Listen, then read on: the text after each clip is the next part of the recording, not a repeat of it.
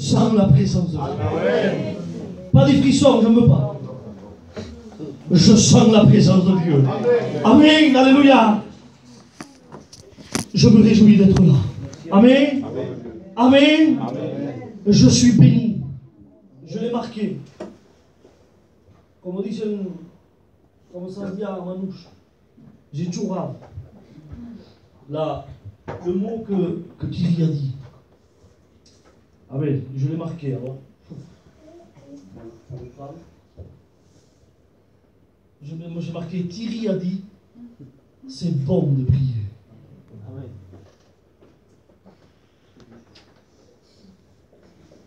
Et ce soir, moi, le but de ma prédication, c'est sur la puissance de la prière. Amen. Amen. Amen. Amen. Et j'ai entendu d'autres prières, celle-là de Johnny Moufon, qui parlaient aussi sur la prière et la lecture. Et je vous promets, c'est mon thème. Donc, moi je disais à un frère tout à l'heure, qu'est-ce que je vais dire? Thierry m'a appelé vers 3h et quelques d'après-midi à peu près. Et comme les anciens qui sont là, on veut apporter ce que Dieu veut. Amen. Parce que des prédications, mais il y a 66 livres. Alors imagine-toi les prédications que vous pouvez sortir, mes frères. Donc, il y en a plein de prédications. Mais on veut celle de Dieu. Hein? Amen. Parce que celle de Dieu, elle sait où elle va. Dieu sait où il va. Amen. Si moi ce soir je ne sais pas trop où je vais y aller, c'est sûr, Dieu sait où il va. Amen. Dieu sait à qui s'adresser. Amen. Alléluia. Dieu connaît la direction de nos cœurs. Dieu sait ce qu'on fait ici. Dieu sait ce qu'on fait à la maison. Dieu sait ce qu'on fait dans notre travail. Dieu sait ce qu'on fait au volant. Dieu sait ce qu'on fait lorsqu'on parle avec quelqu'un pour lui chiner la ferraille ou pour lui demander une voiture. Dieu sait tout de nous. Amen. Alléluia. Donc ce soir, moi je voudrais vous parler vite fait. Il est 8h25. Je vais essayer à 9h30 à l'arrêter. Ok? Je vais aller vite. Voilà. Donc détendez-vous. Je vais essayer d'aller vite. Alléluia. Moi je voudrais parler, mais voilà, mon thème c'est la puissance de la prière. Alléluia. Et je sais que Dieu va nous conduire. Amen. Amen. Alléluia. Vous savez, j'ai fait une expérience. Maintenant, pense de moi ce que tu veux. Tu auras bien raison. Mais je suis obligé de rentrer là-dedans pour vous faire voir. Et les anciens qu'ici, moi je ne parle pas aux anciens. Ils ont plus de choses à dire que moi. Mais moi, dans la prière, personnellement, j'ai fait une expérience. Amen. Alléluia. Un jour, j'étais en train de prier, tout simple. Hein? Pas de jeûne, pas de consacration dans la Bible, parce que je ne savais pas encore lire. En CM2, on m'a foutu dehors de l'école. Je ne sais pas comment j'ai fait pour aller jusqu'à CM2. Donc, j'étais en train de prier, je me suis converti. Et bon, les jours ont passé, les mois ont passé. Et j'ai voulu goûter à la prière. Amen. Alors donc, je me suis mis à prier, comme vous faites. Et Dieu m'a donné à avoir une vision. Et quelques instants, j'ai vu l'ennemi venir vers moi pour me déranger dans la position où c'est que j'étais. Donc j'étais en train de prier, je ne savais pas, je démarrais dans l'évangile, mais je ne savais pas, donc moi je priais, je parlais avec Dieu, et je ne vous cache pas que je me régalais. Amen. Alléluia. Donc, d'un coup, je reçois une vision. Et je vois l'ennemi venir. Et j'étais glacé. J'ai eu peur. Je ne pouvais plus invoquer Dieu. J'étais là, j'étais glacé, j'étais tenu par une peur. Et là, j'étais là et je ne bougeais plus. Et pendant qu'il venait vers moi, plus qu'il venait, plus que j'étais glacé. Et j'avais aucune puissance de lui dire sors ou va-t'en. J'étais muet, je ne savais pas comment faire. J'étais là, je ne pouvais même pas dire Seigneur. Et tout à coup, j'ai vu un cercle d'anges descendre du ciel et j'ai vu les anges me garder. Quand j'ai vu que l'ennemi a vu les anges descendent du ciel. Il a fui. Il est parti, alléluia. Et là, c'est comme si on m'aurait pris le cruche d'eau, qu'on m'aurait versé sur moi. Et là, je me suis mis à parler en langue. Je me suis mis à glorifier Dieu. Et le temps est passé. Et un pasteur prêchait. Et j'ai pu comprendre que la Bible dit, dans le livre des psaumes, l'ange de l'Éternel campe autour de ceux qui le craignent et les arrange du danger. Alléluia. Et lorsque j'ai écouté ce verset-là, dit par ce pasteur-là, j'ai dit, Seigneur, je me suis rappelé où c'est que Dieu m'a gardé. Amen. Béni soit Dieu. Alléluia. La prière, elle a une puissance. Amen. Et ce que la chair veut, c'est qu'on perde la prière. Aïe, aïe, aïe, Seigneur. Ce que la chair veut, c'est qu'on perde la prière. Parce que si on perd la prière, on ira après. Hein? Alléluia, je vais vous raconter quelques expériences. Amen. Mais je sais que le temps est un peu court, donc je vais essayer de passer vite. Alléluia. J'ai fait une autre expérience. J'ai dit à Dieu, j'ai dit, Seigneur, voilà, je ne suis pas un grand prieur, ni quelqu'un qui jeûne trop. C'est bien, non hein? Voilà. Vous avez la preuve là, non? Donc, j'ai dit maintenant, mais je vais faire une expérience. Je vais faire quelque chose. Alors, un matin, 6 h du matin, parce que j'ai un mauvais caractère. Et parfois, je suis méchant. Je réponds vite. Pas vous, oui? Moi, ça. Et voilà, Seigneur, je ne me bats pas, je ne parle pas de bagarre, de bruit, mais là, je fais mes faits. Et je dis, Seigneur, je vais voir quelque chose. Je vais faire une expérience avec toi. Je vais me mettre à prier. Alors je me lève 6 h du matin jusqu'à 6 h 30 du matin. Je prie. C'est bien. Amen. 11 h, la matinée 11 h jusqu'à 11 h 30. D'1 h à 1 h 30. Demi-heure chaque fois de prière. De 3 h à 3 h 30, la prière. De 6 h jusqu'à 6 h 30, la prière. J'étais plus le même. Le soir, 3 h du matin jusqu'à 3 h 30, Michael, on débat. Pourquoi tu dis ça? Parce que je vais te dire pourquoi. Et je dis, oui Seigneur, mon caractère est différent. Ma réaction est différente. Vous savez pourquoi? Parce que j'étais en train d'épuiser de la force dans la prière. Et le caractère ne me dominait plus. Je vous promets, c'était moi qui le dominais. Amen. Amen. Alléluia. Mais Michael, pourquoi tu nous dis ça? Parce que ce soir, je voudrais vous faire rappeler que l'église d'aujourd'hui, vous savez qu'est-ce qu'il a dit un jour? C'est une histoire qu'on connaît. Il y a un chrétien qui voit le pape en train de compter de l'argent. Il comptait beaucoup d'argent. Et le pape le surprend en train de le voir, en train de le regarder.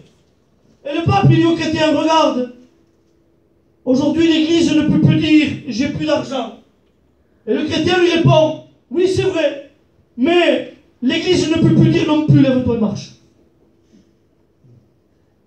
Pour ceux qui connaissent la Bible. L'église a de l'argent, mais elle ne peut plus dire aux malades, lève-toi et marche. Parce qu'aujourd'hui, on a perdu la valeur de la prière. C'est pas que je me rappelle, mais rappelle-toi la fois où c'est que tu t'es converti à l'évangile. Où c'est que l'Esprit de Dieu est tombé sur toi. Le feu qu'il y avait à l'intérieur de toi. Quel était le désir qu'il y avait à l'intérieur de toi? La fois où c'est qu'on s'est converti à Dieu, on voulait tout casser. C'est vrai ou pas? La fois où c'est qu'on s'est donné à Dieu, on voulait tout faire. On voulait voir les malades guéris, on voulait voir l'autre se convertir, toute notre famille se convertir, parce qu'il y avait ce feu en nous qui nous donnait à prier. Mais je te parle de ça peut-être il y a 15 ou 20 ans. On avait ce feu de jeûner. Si c'est pas ça, écoutez, je suis jeune. Si c'est pas ça, tu lèves ta main, tu dis Michael, c'est pas ça. Et je te donne raison. Mais si c'est ça, soumettons-nous ce soir. Amen. Amen. Alléluia. On était capable de jeûner de 6 heures le matin jusqu'à minuit le soir. On était capable de prendre la Bible et de se mettre en contact avec la Bible des heures. On était capable d'avoir ce feu ardent à l'intérieur de nous pour aller chercher celui qui venait plus aux réunions. On était capable d'aller chercher celui, le rétrograde qui s'éloignait de l'église. On était capable de mettre la main au feu pour les sortir de là où ils étaient. On était capable de se réveiller dans la nuit, tard dans la nuit, pour adorer Dieu, prier le Seigneur. On était capable d'avoir du zèle. Et aujourd'hui, en 2015, quelle est notre vie devant le Seigneur? Quelle est notre communion avec Dieu? Moi, je me rappelle lorsque j'étais très jeune, ça se passait au carré. C'était des veillées de prière la nuit, c'était des jeûnes très tôt le matin. Les sœurs se réunissaient, les frères se réunissaient. On les voyait faire, nous on était tout jeunes. Et croyez-moi, le feu descendait. La main de Dieu descendait. Je ne parle pas d'ici, moi. Mais où est l'église aujourd'hui? Que le feu du ciel descend. Où il est, le feu de Dieu? Un rétrograde m'a dit à moi, Michael, où sont les miracles que vous faites? Ça m'a tué.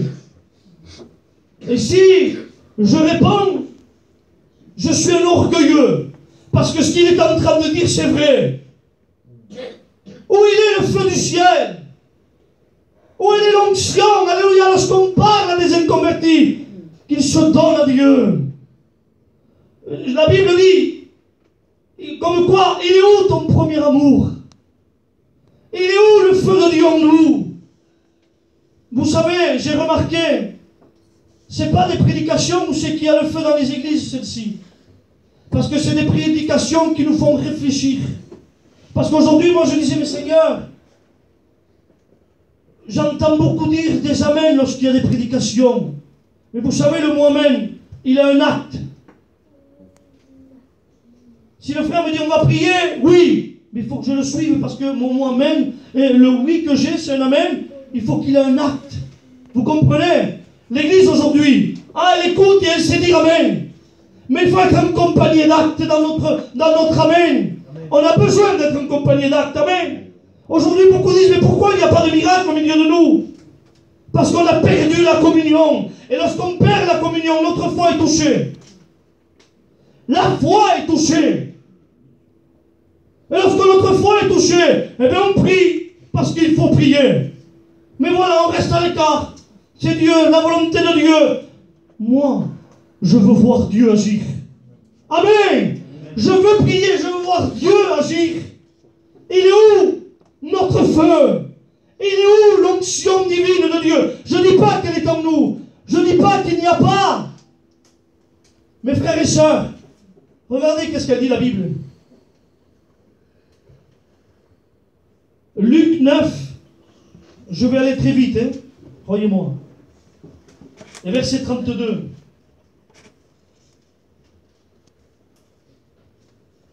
Regardez qu'est-ce qu'elle va dire la Bible. Pierre et ses compagnons s'étant apaisantis. C'est dans la fatigue. Écoutez bien. Par le sommeil. Mais il dit, s'étant tenus éveillés, ils virent la gloire de Jésus. Et aujourd'hui, on a perdu le sens de rester dans la veille spirituelle. Aujourd'hui, j'ai dit à un frère aujourd'hui, on est parti et je lui ai dit au frère, frère, dans la semaine, il y a 7 jours. Il me dit oui. Est-ce que dans ces 7 jours-là, on peut réunir une heure de prière que tu as fait? Vous avez compris ce que j'ai dit? Vous savez qu'est-ce qu'il m'a dit? Non. Je m'adresse à toi. Dans la semaine, c'est 7 jours normalement. Est-ce qu'on peut réunir une heure de prière? Quel jeûne tu fais parmi ces 7 jours-là? Je vais vous dire quelque chose. Et on le sait très bien. Moi, je veux voir ma famille et bien avec moi et au ciel. C'est normal. Et tout le monde ici. Le moyen, il est où? Où il se trouve le moyen? C'est de faire venir ta femme ou tes enfants. Il est où le moyen? C'est constamment de venir à la réunion. Tu fais bien, continue jusqu'à l'enlèvement de l'église. Non. Il est où le moyen? Il se trouve dans la prière. Dans la semaine ici. Est-ce qu'il y a quelqu'un, il y a 7 jours, est-ce qu'il y a quelqu'un qui prie 1 heure? Qui lève la main? Je ne la lève pas moi. Il y a 7 jours dans la semaine, est-ce qu'il y a quelqu'un qui jeûne 2 ou 3 fois? Et on a, j'ai pas d'autre mot, mais on a l'audace de venir aux réunions et de demander la gloire de Dieu. Avec ce que tu sens, Kedalas. Frères et sœurs, vous qui êtes là, on veut voir la main de Dieu agir. Amen. On veut voir la gloire de Dieu agir. Eh bien, écoutez bien, il n'y a pas de gloire s'il n'y a pas de communion. Il n'y a pas de gloire s'il n'y a pas de jeûne. Il n'y a pas de gloire s'il n'y a pas de méditation de la Bible. Frères et sœurs, tu as le droit de lire ta Bible. Et tu as le droit de connaître ta Bible. Et tu as le droit de connaître tes versets. Frère, pareil. La chair, excusez-moi, hein, elle nous a passé dessus. Elle nous domine. Un peu plus que l'Esprit de Dieu. L'Esprit de Dieu, souvent de fois, t'a dit, viens, prie un peu, lève-toi là. Lève-toi et mets-toi à prier. Ah non, je te dis ça. Qui c'est qui t'a dominé, l'Esprit de Dieu ou la chair? L'Esprit de Dieu te dit, passe un moment avec moi, viens. Lis la Bible. Vous savez à quoi je pensais? Après, je vais arrêter. Ça fait déjà 15 minutes, 10 minutes presque. Et je pensais, parce que je sais que Gabi vient là par la grâce de Dieu, hein, je dis Gabi, l'ancien, alléluia. Donc, et je pensais à lui. Et je me faisais une histoire. Vous allez voir pourquoi. Je serai dans une maison. Et à ma table, j'ai plein de jeunes.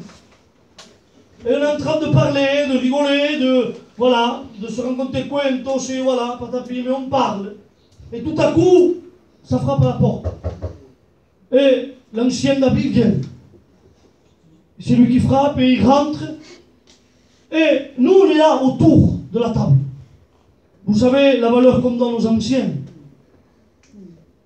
Hein, alléluia. Vous savez la valeur qu'il faut donner aux anciens. Hein, quand moi, l'ancien, tant qu'il ne parle pas, ben, excusez-moi, je n'ose pas lever la tête. Parce qu'ils ont de la valeur. Hein, alléluia. C'est nos anciens, ils ont de la valeur. Hein? Donc, je me faisais une histoire, et ça tombait pile avec Gabi.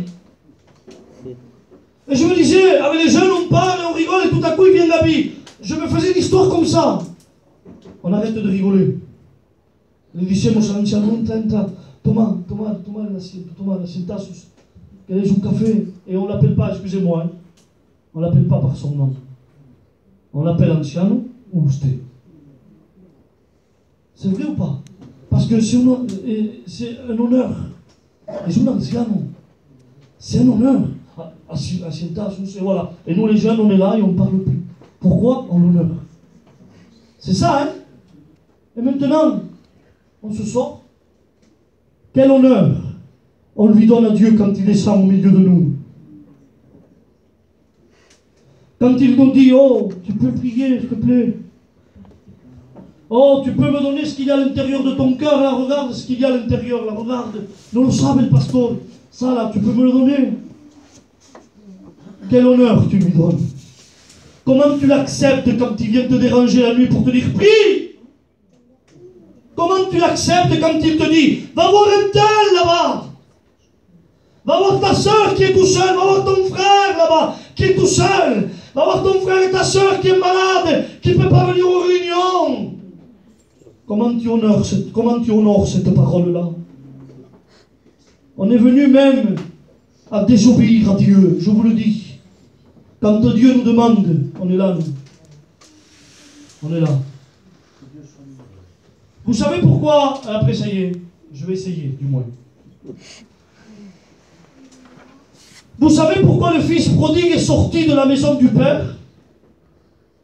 Et on va le voir ensemble. Dans la maison du Père, il y avait de la communion, il y avait de la prière, il y avait de l'onction, il y avait de la louange, il y avait des danses, il y avait des frères, il y avait la gloire de Dieu. Vous pouvez me donner le verset où c'est qui dit qu'ils étaient en communion, qu'il y avait de la prière? Vous pouvez me donner le symbole de comment on peut voir ça, les frères? Que là-dedans, c'était une maison où c'est qu'il y avait l'onction, où c'est qu'il y avait la prière, où c'est qu'il y avait l'adoration. Comment on peut voir ça? Eh bien, tout simple. Parce qu'il y avait le Père. Parce que dans la maison, il y avait le Père. Et là, le fils prodigue était là. Il y avait de la prière, des cantiques, il y avait le Père, il y avait le Saint-Esprit. Et là, moi je me faisais une pensée. Mais Seigneur, pourquoi il est sorti de la maison? Et là, c'est moi qui me l'ai dit. Parce que dans la maison du Père, il ne se régalait plus. Parce que dans la maison du Père, il ne voyait plus rien. Parce que dans la maison du Père, eh bien, il ne chantait même plus. Il ne trouvait même plus la joie de le prier, de lui chanter, de le glorifier, de l'honorer, de l'adorer, de le chercher la nuit, de le chercher le matin, de le chercher l'après-midi. Il ne se régalait plus. Alors qu'est-ce qu'il a fait? Il a commencé à convoitiser l'argent du Père. Il a dit, je vais prendre ça au Père et je vais m'en aller dehors. Et je vais mener une vie joyeuse dehors. Parce que dans la maison du Père, il ne se régalait plus. Combien de personnes dans nos églises partent de nos réunions parce que dans nos réunions, ils ne se régalent plus. Parce que dans nos réunions, ils ne se réjouissent plus. Pourquoi ils repartent dans le monde? Parce qu'ils n'ont plus de communion avec Dieu. Parce qu'il n'y a plus de jeûne. Parce qu'il n'y a plus de prière. Parce qu'il n'y a plus de régal avec Dieu.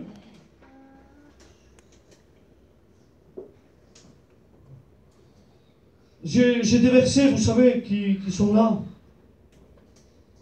Je vais juste dire celui-là. Et après, j'arrêterai. Parce que vous savez où c'est que Dieu va venir. Vous savez qu'est-ce qu'il a dit, Thierry? Renouvelle ton peuple. Et c'était le thème. Renouvelle ton peuple. On a perdu la plus grande valeur. La prière. La prière qui guérit les malades. La prière qui attire ceux qui sont d'or. La prière qui détachera ta famille. La prière qui détachera ceux qui sont dans ta maison. C'est le seul moyen. Regardez ce qu'a dit la Bible. Veillez donc et priez en tout temps, afin que vous ayez la force d'échapper. Donc, si je ne prie pas, je n'ai pas de force et je n'échappe pas.